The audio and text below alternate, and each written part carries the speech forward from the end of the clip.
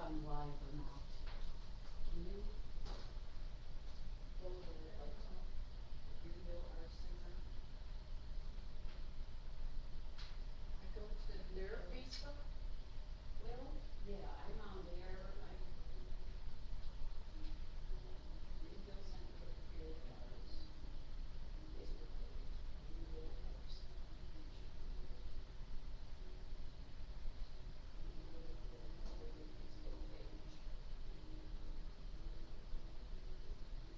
page. That's Facebook. If I'm streaming live, oh, for God's sakes, I hate this two-factor authentication crap. Well, I was thinking, I think even though we're streaming live, I'm not here.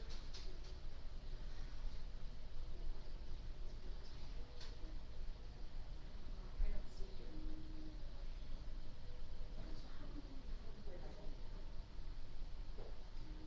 I mean, I went in under Greenville, I'm a contributor to their Facebook page. Oh, wait, there you are. Okay, alright, so I'm there. Okay, so I'm live. I'm just not there. Let me Well, do a but test when and you tell me do if you can live, hear me. it's still, even though, It's still me, but it's but I mean, not you here. still have to approve it afterwards, Oh, what afterwards? a live video. It's streaming live. I thought you had, I don't know, I thought when you did Facebook Live, you still had to approve it. So in case you didn't do anything really terrible. Well, let me hear if, can you hear me talking? This is a test just to make sure my volume is okay. I'm testing out my volume. Okay, so it's hearing us talk, Okay. by the way.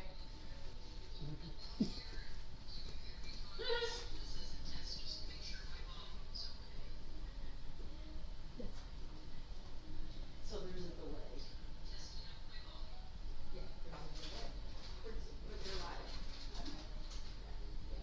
so everybody's hearing that. I know. But people, if nothing else is going on, you wanna get out of live. Yeah, but I have to start right now. 4:30? 4:40. Oh. It's why I was testing.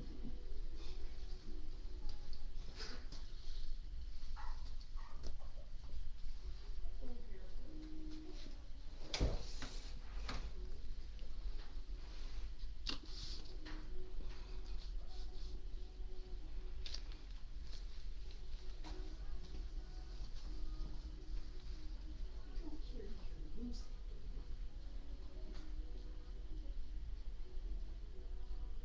I'm gonna put that set on so it should work. You can hear me talking out here. If anybody comes in, it just goes.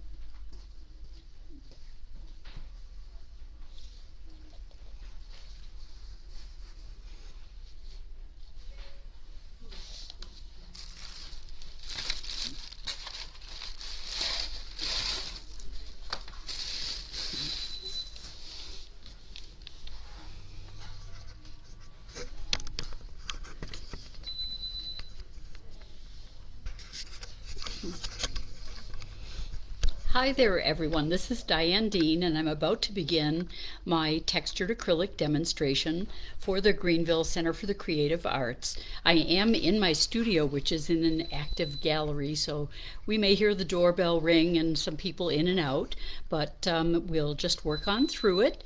If you If you have any issues, you can just make a comment. In the meantime, I'm going to get started. I did want to talk a little bit at first about some of the materials that I'm going to be using.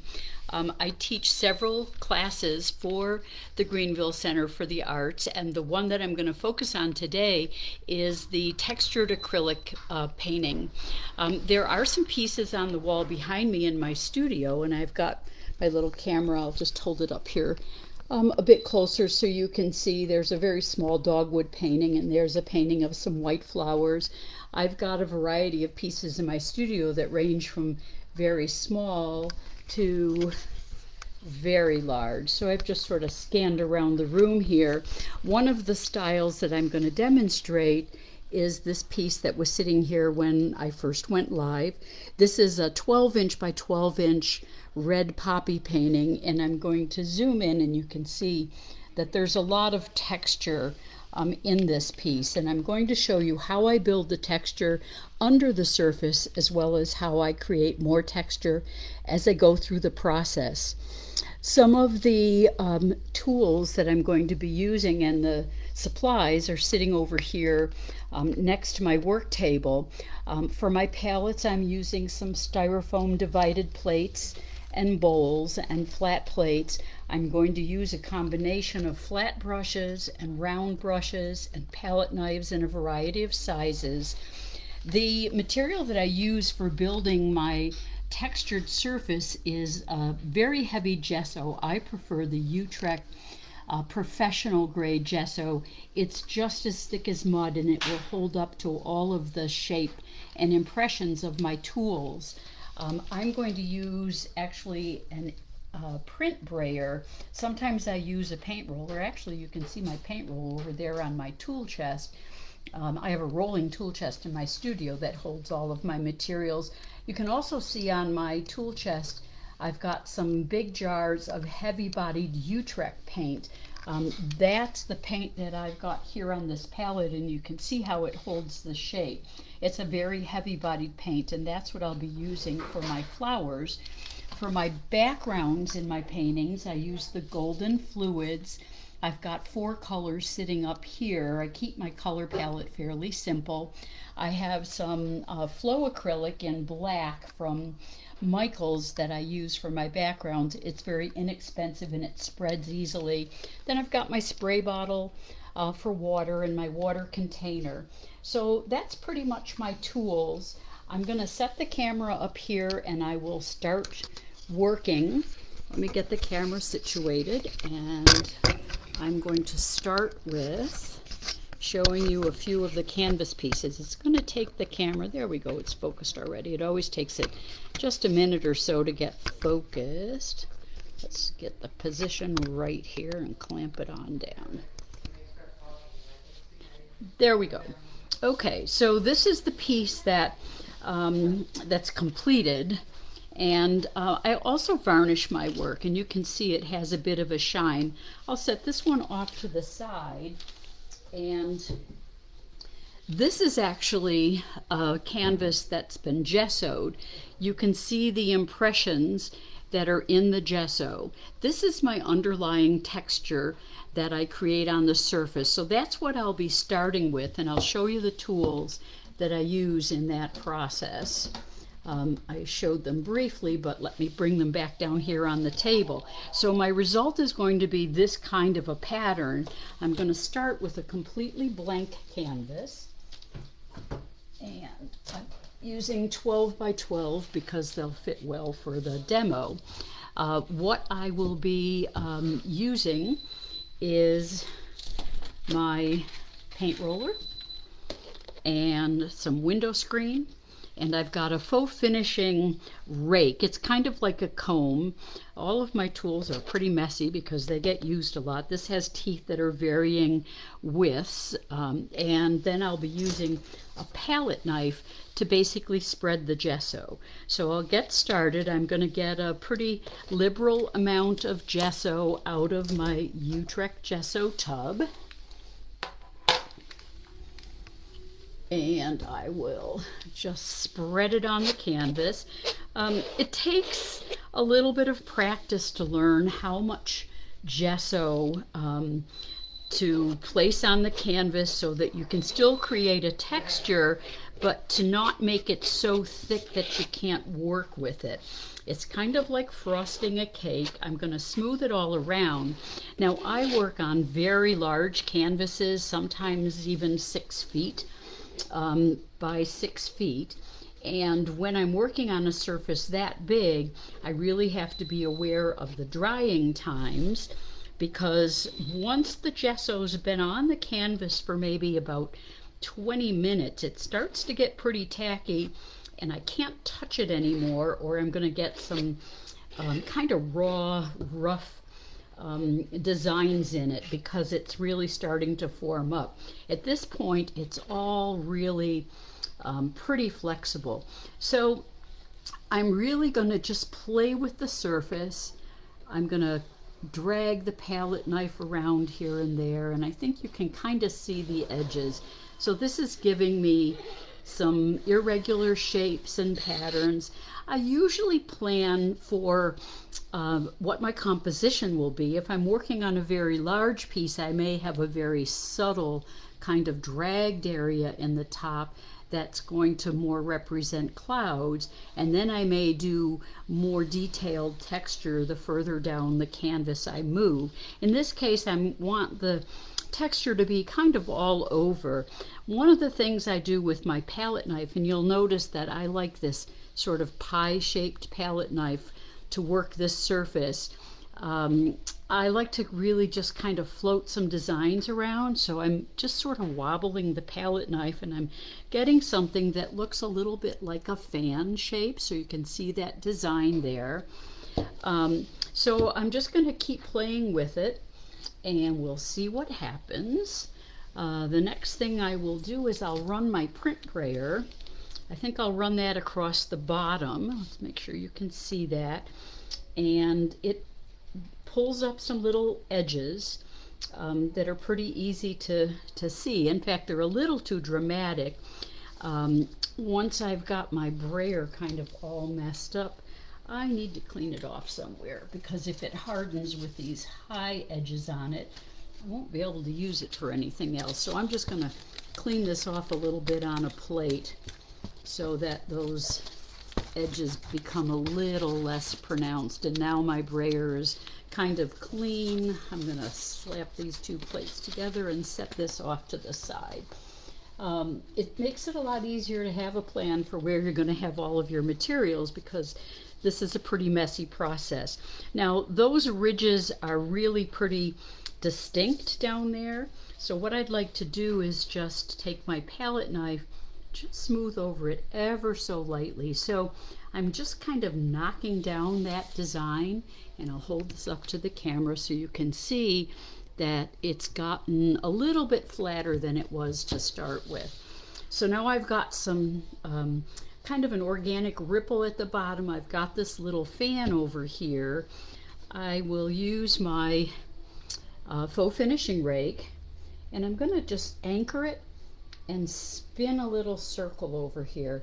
That gives me some really interesting texture that will pick up on the surface when I start to rub the paint. The last piece I'll use in here is some of my window screen. So I'm going to, let's think about a bit about the design. I'm going to bring this kind of weaving it through here. So I'm running the palette knife over the window screen. I get some kind of irregular edges, and I'm going to move it around into another area. And I don't like to see these hard edges that shape the outer section of the pattern, so I'm going to just kind of do my little fan shape over again here, right over that screening. I've got a few little pockets of screening that show through, but I'm really okay with that. So I've just spent a few minutes, set my palette knife off to the side here. I've spent just a few minutes creating this design, and I'll hold it up a little closer. There's my faux finishing rake. There's my organic paint roller. I've got some bubbles where my window screen was pulled out. If you blow on them, it'll break the bubbles, or you can tap on the back. There's my little fan shape. So this is going to need at least overnight to dry before I can work on it. So that's the process of doing the background texture. And again, it's a matter of having just enough gesso so it will hold some impressions, but not so much that you're going to have these huge shapes. And if you have too much texture, it does make the painting process a lot more challenging. So that's step number one. I'm going to set this aside.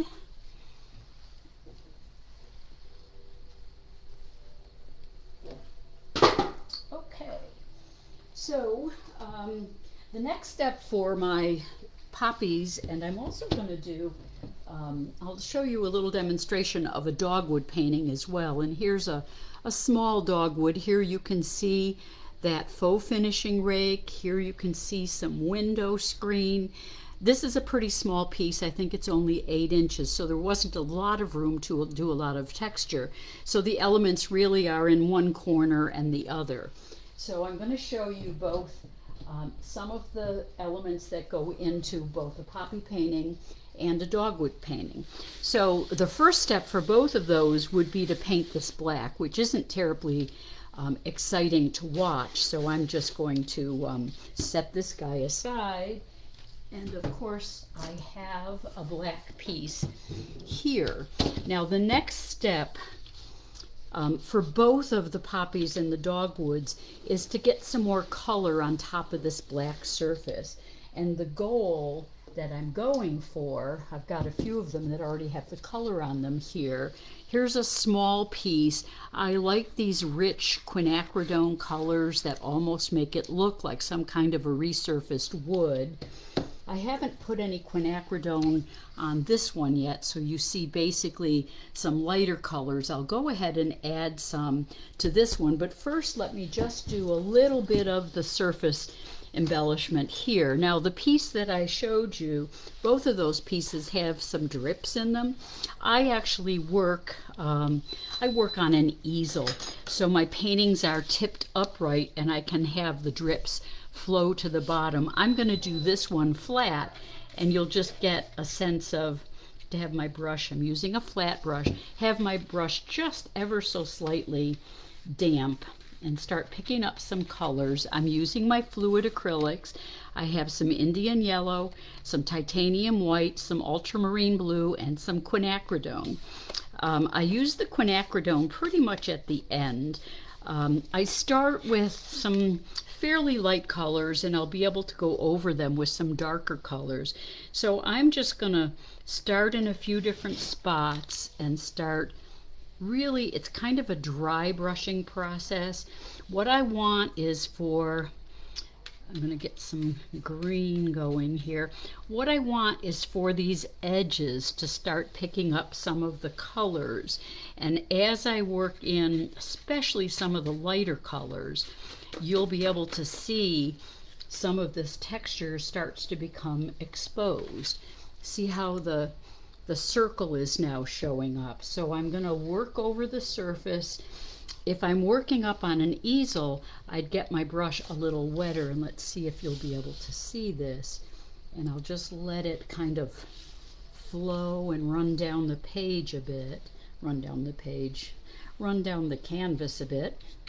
I'm going to bring in a little bit of this quinacridone that'll add some variety. So I'm basically going to work this surface, let some of the colors overlap. Let's go in with some darker blue at the top. And that's pretty wet, so I'm going to set it aside for a few minutes, and I'll work on one of the ones that was already started with some color in the background. Let's work on this one. So this one's got some light colors. It doesn't really have a lot going on it yet, but it's dry enough that I can start putting some other colors on it. Essentially what I do is keep the brush pretty dry, and I kind of think of this almost like a polishing process.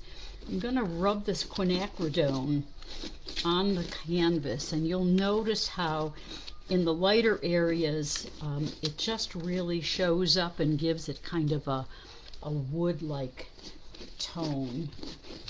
So it just makes the whole canvas a lot richer as a background, and I'm liking that a lot more than I did when it was just blues and greens.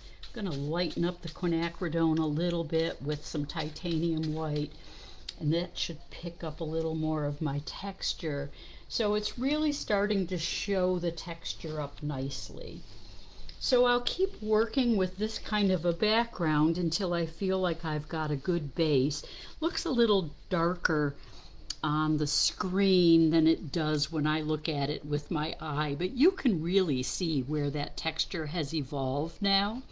So the next step in the process after I've done my background painting and they're nice and dry is to start adding some of my elements for my foreground. So I'm going to start first with one of these little pieces, and I will bring over my heavy-bodied acrylics. These are those Utrecht heavy-bodied, and I'm going to start a couple of little red poppies on this little piece. So I've got my oval palette knife.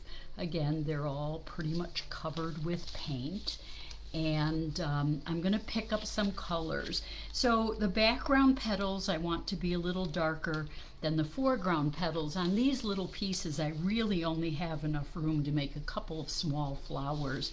So I'm going to get some of the, this is the Algerian Crimson, and I'm going to pick up a little bit of that plus a little bit of yellow. So I'm going to get some striations in my colors, and I'm going to rotate this so I keep my heavy texture at the bottom, and I'll put my first little petals up here. So I'm just going to palette knife on a little bit of the flower petals for the background, and since I'm using the dark, I'm going to go ahead and do a few of the dark flowers backgrounds. And I have some palette knives that are even smaller than these. Now I'm going to need room to work, so I'm going to have to switch to my lighter colors. So I'm just going to clean this palette knife off a bit. And I still want to have some striations. I've got a little of the dark left on my palette knife, but I'm going to go in here and I'm going to bring in some lighter petals, and that's starting to look pretty good. Let me hold it up so you can see. We've got the foreground that's lighter catching the light, and the background is dark. And I'll go with a little bit more for this second flower, and I sort of follow the rule of uneven numbers, so I need to do a third one. Now I've got a couple of nice little flowers on there. Let's go with another, clean off the palette knife and go with a little more of the darker red and the yellow. So here comes my last flower. It's going to overlap that one, which is a natural way, and you really kind of want to do it with one motion, so that your edges, you're pressing and releasing the paint, so you're kind of squeezing it off the edges. And actually I'll show you right here on the plate. This is kind of the trick when you're creating the petals. If you can see my palette knife, I'm squeezing it off the edge there so that edge stays raised, and then I'm lifting it up as I get to the middle. So that makes all the difference in how natural these little petals will look. So I'll go ahead and I'll do the rest of these. I've got some of that lighter red. Okay, so we've got those three blooms on here. What I need to do next, and this will have to dry a wee bit, is I'll use my round brushes, and I'll just go around these edges to swirl some leaves and some connections. Can't do that until this piece is a little drier. And then I go back into the center I'll go all in here with little watercolor brushes, and I'll paint in some shadows and some little color areas to make them look a little more lifelike. So let me pick up one that's already finished so you can see what that effect is. So this is that large one that we looked at before. So here's my petals, and then I've gone in and I've done these shapes of stems and leaves to kind of work it all together. And then if you look in the centers, you can see that there's dark shadows and some little colors that give it the depth and make them look more real. So that's the poppy painting process. We'll have to just set this one aside. I've got a whole stack of them here I'm going to work on because I have a lot of paint left and I don't like to ever waste any of my paint. So that was the creation of Poppy, kind of all the pieces. We started with the texture. Now sometimes I'm doing lighter works, and I'm just going to show you this one. I'm not going to work on it, but this is actually a background for another piece that I'm doing that's actually a landscape. And this process, the texture is all there. You can see here's some of the wire mesh. Here's some of the paint roller. This piece has fluid acrylics applied over the white varnish. They're applied and left to sit in a bit, and then I wipe them back out. So this is more of a staining process. It can give you a very interesting background. I know where the elements are going to be. This here, you can't really see all of that gold, but that's going to be the backdrop for this big ginkgo tree that's going to be bright yellows, and this will be more of the foliage, and this of course is the sky. So this is a stained background for a very heavily textured surface. So that's another approach, and some of the pieces that are hanging in my studio are lighter and have more of a stained background. So the last thing I want to show you is I'm going to use this one that I added the quinacridone gold to, and what I want to do is I'm going to put a tree branch and a few dogwood blooms. So this would be the process that I would use to create a piece that would look like this. So here's the tree branches, and those are palette knifed in, and then here's some dogwood blooms. So I'll show that process.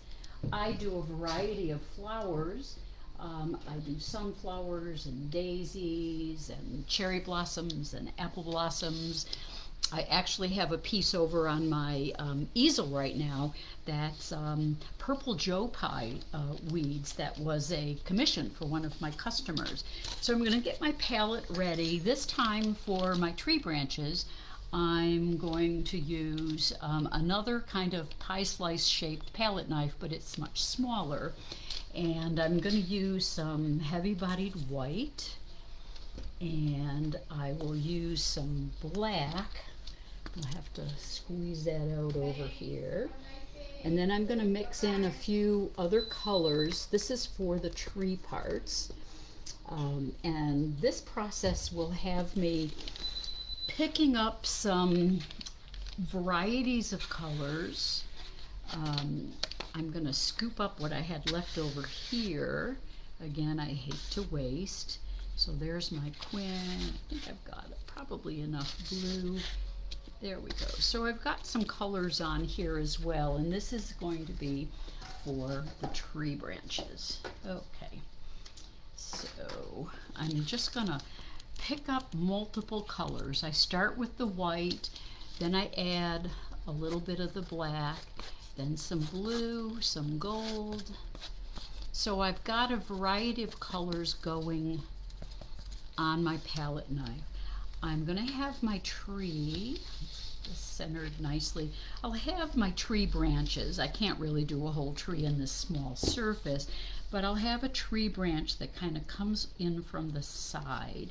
So I'm going to work starting with lighter colors, and then I'll go back in and I'll add some dark. So I'm palette knifing in some colors, to give the look of bark.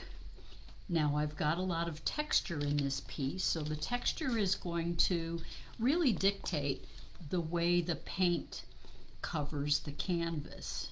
And I'll hold it up so you can have a little better look at it. I may have to squeeze out a bit more. I really like that quinacridone gold. Again, it's kind of my favorite color. But here you can see the tree branches kind of coming to life. Maybe a little more blue than I'd like. So let me get a little bit of quinacridone and squeeze it on here. I want to make it look a little more natural, and the blue is just a little too much for me. Okay, so I've got a little more quin out here, and I'm going to just put a bit more of that throughout this. I think it just gives it a richer look. All right, let's put another little shoot right out here. And of course my flowers for my dogwood blooms aren't going to go right on my tree branches. They're going to be on the tree branches that you don't see. I'll probably put another one maybe coming in here. Let's get that guy going along here. So it's really just a little vignette of a couple of branches on a dogwood tree. There we go. I'm liking the way that one's coming out. Okay, so we've got some tree branches. The next step for me is to get another palette knife. Get my stuff out of the way here. So I'm going to use another one of my oval palette knives. This one didn't get cleaned off real good after the last step, but it will work. So I've got some heavy-bodied white, and I've got some quin, and I think I will actually add some other colors here because I really want to have a little bit of a green. This process is going to involve picking up, again, multiple colors on the palette knife. A little blue here, and I'll use my mop brush to kind of mix it up a bit. I don't want too much blue, but I'm okay with having a little bit of the yellow color. Okay, so I'm going to scoop up some white. It's my heavy-bodied white, and I'm going to dip the tip in a little bit of color, and that's going to be my dogwood blooms. So I'm pressing and releasing the same thing that I did. I'll hold this up closer to the camera so you can have a look at it. I'm pressing, there we go, pressing and releasing so that some of it is squeezed out over the edges. So my edges of my leaves are raised. And do another bloom, or not another bloom, I'll do another leaf. And I'm just going to turn the canvas around again. I usually work upright, and working flat's actually a little difficult for me. Okay, here's the last leaf. So now I've got one complete little bloom. It doesn't have any center yet, but let me put a few more of them on there and you can see how this evolves. I'm going to lower this a wee bit so you can see a wee bit better. Okay, and if my palette knife starts to get a little gunked up with too many colors, I'll just clean it off and just keep going with a few more of these. I'll get this a little bit more yellow. So we're gonna work on some of these blooms, and then I'll show you how I do the centers. And this is kind of a stylized approach, but it's really a lot of fun. Okay, I'll get another little bloom out here. And when I'm doing bigger pieces, I do plan out where I'm going to run my branches. I might sketch with chalk. On the smaller pieces, I just kind of follow imaginary branches. So now I'll bring some over here. I'll just put a few more on so you can get a sense of how it will work. And there we go. And coming along. Okay, and let me finish up using this paint, and then let's see, I will have this one kind of Let's have this guy go down, and then I would add some others over here. So this is just a little snippet of the tree branches, and I put the flowers in first when the dogwoods are blooming. I lived in Atlanta for a lot of years, and the dogwoods are so beautiful there, and when they're blooming with their flowers, you don't see very many leaves. I'll put a few of them in just to kind of balance it, but at this point the trees are pretty much just all these beautiful white blooms. And there we go. So I've got a few in place. I'm going to take my mop brush. Let me make sure it's pretty dry. Paper towels are an important part of the whole process. Okay, so it's pretty dry, and I'm going to just get a little bit of color and just kind of dab the centers. I'm even going to use a little bit of Quin, which I think gives it a nice look. Okay, and I usually wait until I've got maybe 10 buds or so before I go in and do this part, or 10 blooms, and then I'll go in and add these colors, and you can see how that just really kind of brought them to life. One of the other things I do with a lot of my work, and you should be able to see this happening, I'm going to hold it right up here.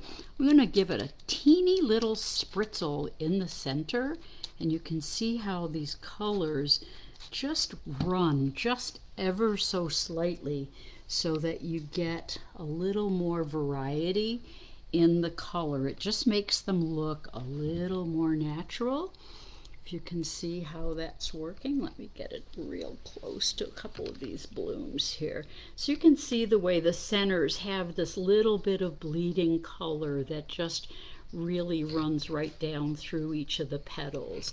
The last step at this point would be, and I usually wait till it's a wee bit drier than this, but I think I can get some of the leaves in.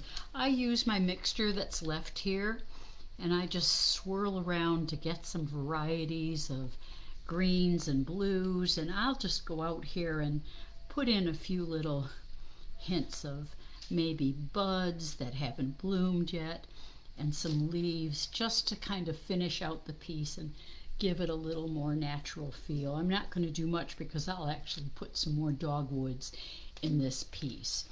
So that's a quick look at the process. We saw the way this guy evolved, still not dry enough for me to put some more of the petals and stems in there, and the dogwood tree, I'll add some more blooms here. And then after the pieces are totally finished, because I'm using fluid acrylics and heavy bodied acrylics, they have different sheen values. So some of them will be shinier than others. So I either varnish the whole piece with a Liquitex Brilliant Gloss varnish or with a matte varnish. I like the gloss, unless of course a piece is going to be hanging in front of a big chandelier or something like that, or in front of a window, and it would have too much reflection. But I like the feel of the shiny surface. It really enriches the colors and really kind of brings the piece to life. So that's the process. And I'll be teaching a class in January at the Art Center. It's in the winter catalog, and so feel free to reach out to them if you want to register for the class. And I'll be doing a variation of these kinds of paintings. I also do landscapes and cityscapes and that sort of thing. The flowers are very popular, and I find that they're maybe a little easier for people to start with. So I hope to see you in one of my classes.